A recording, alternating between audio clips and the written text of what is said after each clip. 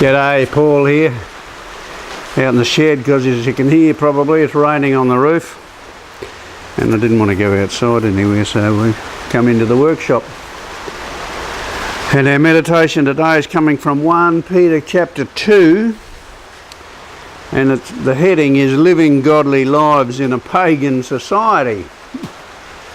That's in the NIV. From verse 11, Dear friends, I urge you as foreigners and exiles to abstain from sinful desires which wage war against your soul. Live such good lives among the pagans that though they accuse you of doing wrong, they may see your good deeds and glorify God on the day He visits us. Verse 15, For it is God's will that by doing good you should silence the ignorant talk of foolish people. And jumping further along to verse 20,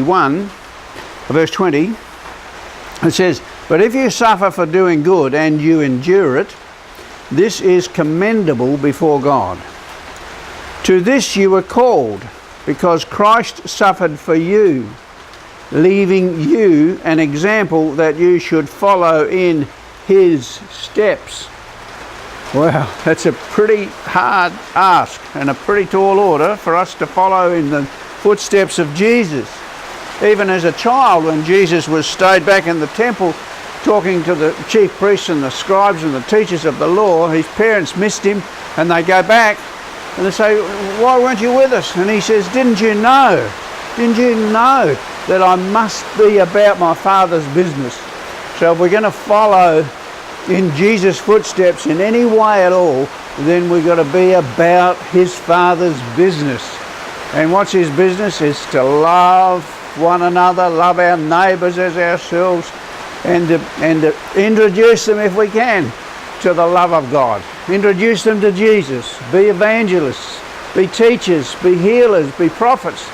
Follow in the footsteps of Jesus, because as He went, He healed the sick, helped the lame to walk, helped the blind to see, and He just loved on people to teach them about the things of God and the kingdom of heaven. So as we follow in His steps, we get His word inside of us. Read all the red words in your Bible and you'll be following Jesus and listening to Jesus. So following in His steps, one of the charges for us to just seek Him, hear Him, listen to Him, obey Him and follow Him.